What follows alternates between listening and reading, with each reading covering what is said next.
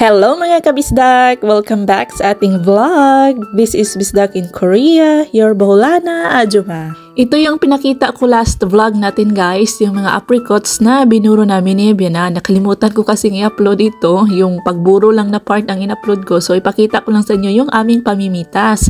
Nasa tapat lang po ito ng bahay ni Biana. Tinulungan ko na din si Daddy Insoy para mas madali. Pinitas na namin lahat, hinog or hilaw, pwede na yan mga kabisdak. Habang namimitas ay kumakain na din kami ng mga boris. Nangangasim si Daddy Insoy kasi yung nakuha niya ay hilaw pa. Maasim kasi itong mga boris kapag hilaw pa. Pero kapag yung dark red na talaga, yun po ang mga hinog na, which is mga matatamis. At ngayon ay nandito tayo sa ating bodega para i-box ang ating mga chilies. Yung hinahawakan ni Daddy Insoy, chunyang kutso ang tawag doon. At ito naman mga pula, hungkutso. Yan po ang ginagawan chili flakes at chili powder.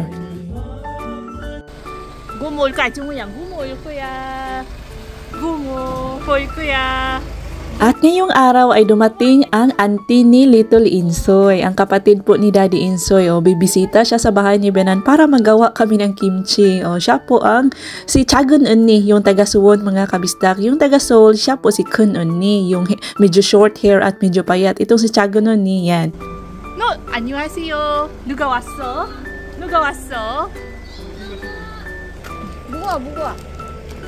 Medyo mabigat pala itong bag na dala ni Chagun Unni, pero ako na ang nagdala, sabay na kaming pupunta sa bahay ni Benan. 구들파고라고요? 네, 김치. 맛있어. 구들파고. 이거 찌었네. 안에 조금해서. Hindi pa nga nakapagbihi si Chagun Unni ay dumiretso na siya sa pangunguha ng mga kudulpagi. Yun po kasi ang ating gagawin na kimchi.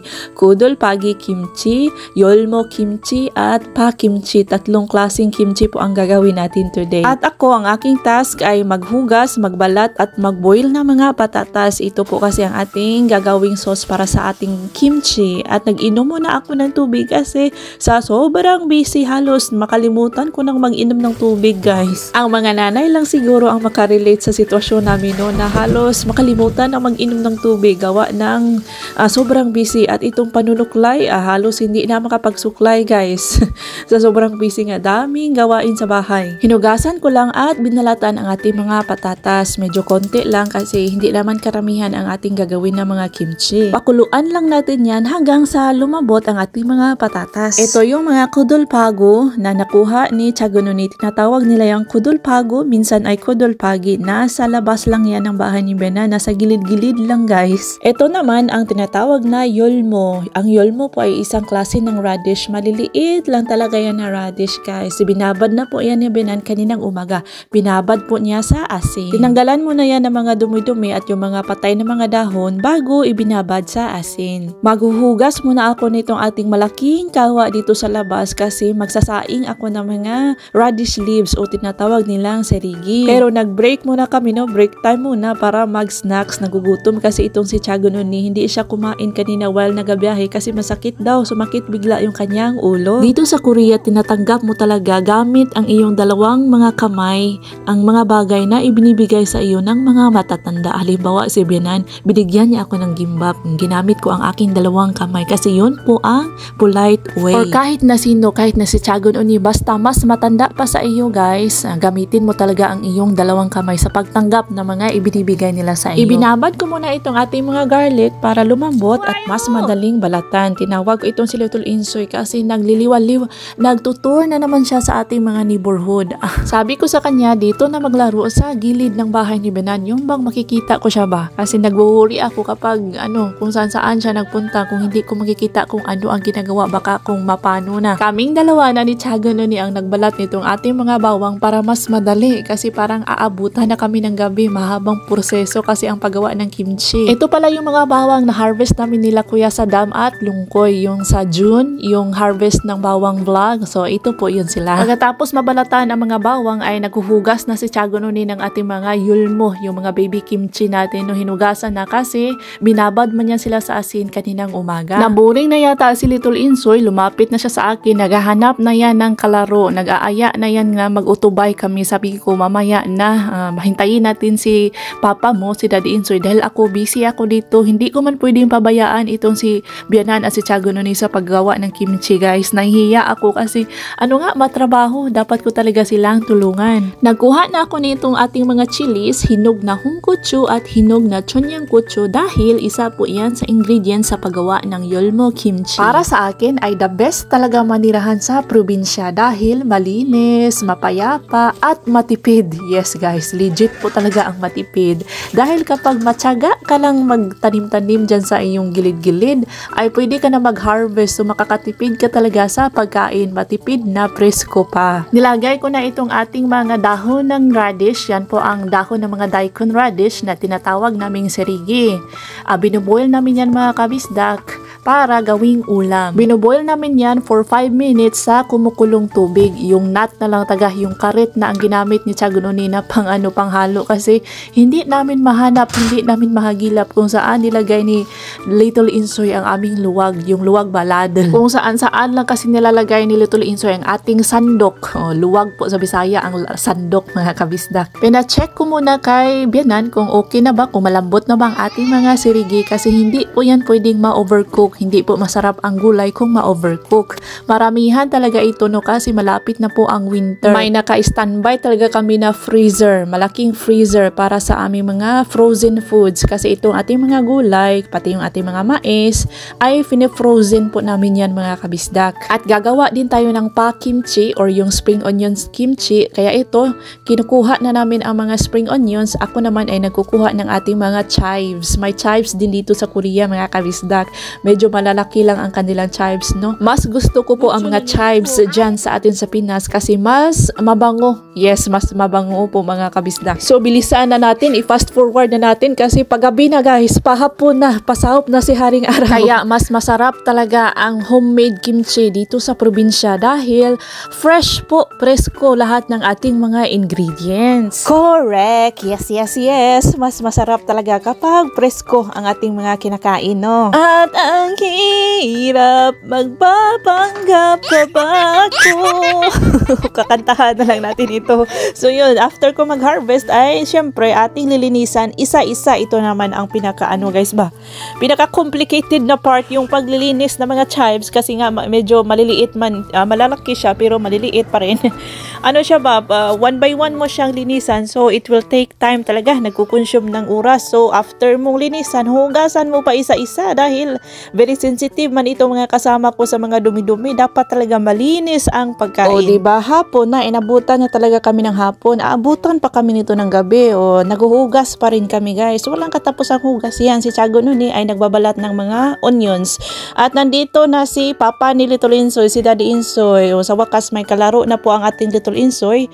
May taga-drive na siya ng mga brum-brum ng kanyang lula. Pupunta daw po sila sa sentro ng aming barangay para bibili po sila ng snacks at makakain ni Little Insoy para hindi maboring ang bata. Ipinasok ko na sa loob itong mga hinugasan nating mga gulay dahil doon man tayo sa loob gagawa ng kimchi. At itong si Tiago Noni, busy na siya sa pag-chop-chop ng ating mga onions. Yan po ang gagamitin natin para sa sauce. Chives, white onions at mga spring onions ang una niyang chinap-chop para sa ating sauce. At ako ay lumabas lang ako saglit para magkuha ng ating palanggana. Kailangan kasi natin ng malaking palanggana guys para medyo maluwag para sa ating pag-mixing. Ang napansin ko lang dito sa Korea, yung kanilang mga plasticwares, halimbawa yung kanilang palanggana, yung pula, kahit itapon-tapon mo mayan kabisdak, ang tibay, hindi talaga siya basta-bastang nasisira. Parang mas matibay pa siya sa urukan, char. Iba talaga pag hindi ikaw ang may-ari ng bahay, no? Kasi hindi mo alam yung mga bagay-bagay. Si Tiago Noni, naglibog si saon-saon pag set up sa blender. So ito na po ang ating sauce. Yan po ang mga boiled potatoes natin kanina. ilagay mo lang sa blender kasi imimix mo yan sa ibang mga ingredients. Pwede naman yung malagkit na rice guys ang iyong ilagay. Instead of potatoes, mag-boil ka ng rice, gawin mong lugaw ba? Parang porridge, yun po. Pwedeng porridge instead of boiled potatoes. Kailangan din natin gumamit ng luya. Mga boiled po yun na ginger. Kaya chinap-chop talaga ng maigi ni Chagun Oni para mag-mix talaga sa ating ibang ingredients. So, yun na po, na-mix na natin ang kamja. Na-blend na po natin ang kamja. Nilagyan lang ni Chagun Oni ng patis. Fish sauce po yan mga kabisdak. Importante po ang fish sauce sa paggawa ng sauce ng ating kimchi. Halo-halo mo lang talaga silang maigi. Ginamitan na namin yan ng kutsara kasi yung luya, di ba, mga frozen man ang luya natin, hindi siya nag-crush mga kabisda. Sasabihin ko lang ulit ang mga ingredients ng ating kimchi sauce. No, una is boiled potatoes. Instead of boiled potatoes, pwede ka rin gumamit ng porridge, malagkit na rice na lugaw, white onions, chili pepper, yung mga natin, chilies na hinog, tapos luya at garlic. Tansya-tansya lang po ang mga ingredients dito, no, hindi na sila naga-measure kasi mga pro naman sila dito guys. Ano na lang, estimate na lang talaga sila. Ang una natin nilagay sa ating mixing palanggana ay ang homemade na apple sauce ni Bianan. Chinap-chap lang yan ng mga apples guys. Tapos nilagyan ng asukal. Binuro sa asukal. Siguro mga 1 year. Last year lang yan namin ginawa. Tapos nilagay na ni Chagun Oni ang ating mga chives, spring onions, yung ating yulmo, hinugasan ng mga yulmo, at yung sauce. Yung sauce na ginawa natin kanina. Yung binilender natin. So yan na guys. Tapos ihalo-halo mo lang at yan. At syempre, wag mong kalimutan maglagay ng chili powder kasi yan po pang padagdag ng lasa at pang pakulay. Napaka-importante po ang chili powder sa kimchi mga kabisdak. At kapag kulang pa yung alat, magdagdag ka lang pakunti-kunti ng patis. Pakunti-kunti lang guys kasi hindi pwedeng mag-fail ang ating kimchi. Masyadong alat, hindi pwede mga kabisdak. Ang haba-haba na proseso, so kailangan talagang perfect. So ganyan lang ang paghalo ni Chagun Oni, no? Hindi pwedeng i-mekos mo lang na iraw-raw na. Kailangan gentle para ma-spread talaga evenly yung sauce o ganyan. Kasi hindi pwede guys na madurog po ang mga dahon ng ating mga yulmo. Yun po ang iniiwasan ni Chagun Oni na madurog. Tinitikman lang yan every now and then para itansya-tansya talaga yung lasa. Tumitikim kaming lahat, as in kaming lahat. Pwede lang si Little Insoy kasi hindi pa man kumakain ng manghang yan si Little Insoy. So tumitikim ako, si Bianan, tapos si Daddy Insoy kung okay na ba. Okay na ba yung lasa?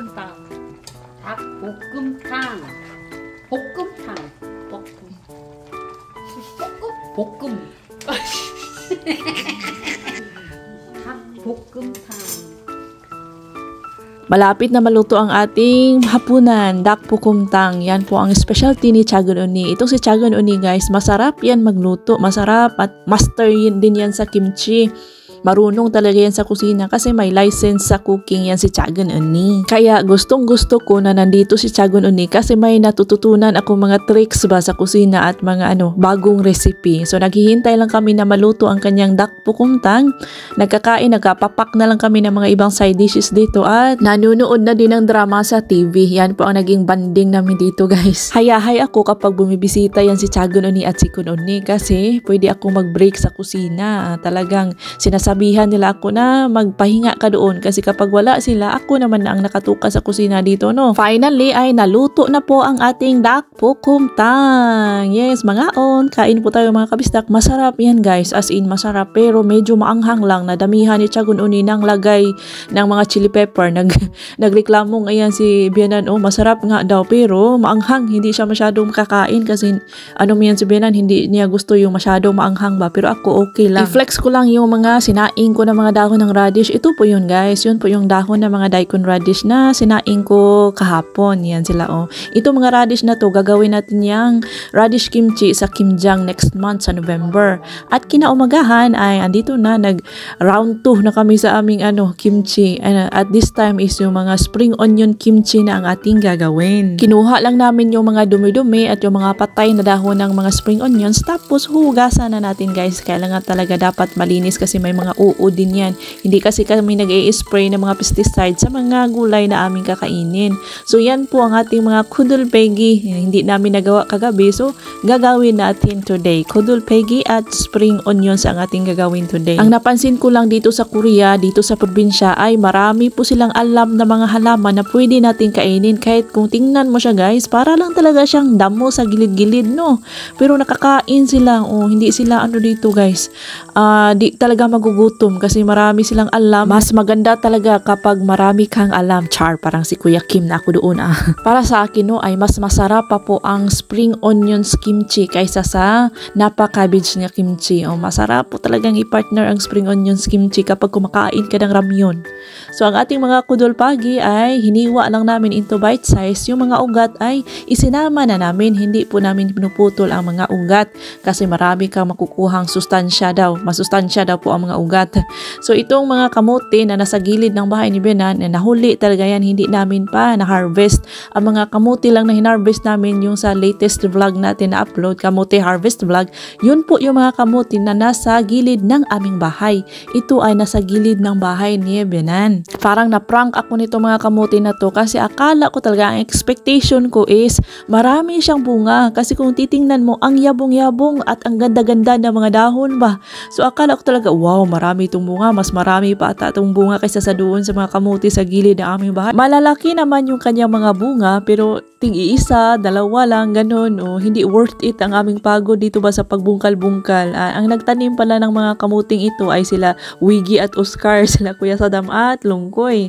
So kinuha ko na lang inyong mga dahon kasi kakainin ko na lang itong mga dahon. Ay, gugulayin ko na lang kasi wala man tayong mga ma-harvest masyado ng mga kamote. Tinanim po namin ito first week of May, tapos hinarvest namin first week of October. So ganyan talaga, isang harvest lang talaga ang ating magagawa kasi taglamig naman soon. So mamamatay lang din sila kaya nilangkat na namin lahat guys. So malalaki din naman ang kanyang bunga pero yun nga, konti lang. Ako na ang nagpatuloy sa pagbungkal fail din ang aking pagbungkal. Nasusugatan ang ating mga kamote kasi pataka ramang ko. Duslak everywhere, duslak to the left, duslak to the right. So ang ending is nasugat-sugatan ang ating mga kamote. So okay ra no kasi yung mga kamuting nasugatan kanina is gagawin kong tabudlo. Namimiss ko yung tabudlo ng aking lola sa Pilipinas guys ba, yung pang snacks namin na kamuti na lugaw. Nagkuha na din si Tiyagon Uni na mga stems ng ating mga kamuti kasi gagawin po yung ulam. Dito sa Korea guys, ang mga Koreano hindi sila kumakain ng yung dahon ng kamuti, yung baby dahon ng kamuti. Yung stems lang ang ginagawa po nilang ulam. So ito na po ang ating tabudlo na sinasabi ko, no. Yan po. Chinap-chap na mga kamuti, hinihiwang mga kamuti. Parang lugaw style lang din. Meron din yang bigas guys. Bigas, kaunting bigas, pwede ding bahaw ang iyong ilagay. Yan na. Nadurog na sila guys. Gusto ko kasi na medyo durog. Tapos yung talagang malambot na malambot. At nilalagyan ko din yon ng brown sugar. Ready na ang ating mga kudul pagi. Nahugasan na sila. So ito na po ang ating gagawing kudul pagi kimchi. Tingnan nyo guys. Ang cute no. Medyo mapait po ang mga kudul pagi. Pero masarap na siya pag nilagyan mo na ng sauce. Iwan ko ba, parang minagic ito ni Tiyagon Uni. Hindi man ako marunong magawa nito guys. Tumitingin lang ako, no. Natatakot ako magawa nito kasi baka mag-fail. Ay, sayang ang mga ingredients. Nako, makapiso jud ni Benan. So yan lang po. Same process lang yun. Yung mga sauce, same process lang din. Pero this time, hindi na boiled potatoes ang ginamit ni Tiyagon Uni. Boiled na porridge, yung boiled lugaw ba? Lugaw na malagkit na rice ang ginawa ni Tiyagon Uni instead of boiled potatoes. Mas masarap daw kasi ang porridge para dito sa kudul pagi. Tapos, ang kakaiba lang dito sa kudul pagi kimchi ay nilalagyan mo siya ng sesame seeds. At ayan, natapos na din ang ating paggawa ng mga kimchi. And that's it for today's video mga kabstak. Please like, comment, and subscribe. Ingat lahat!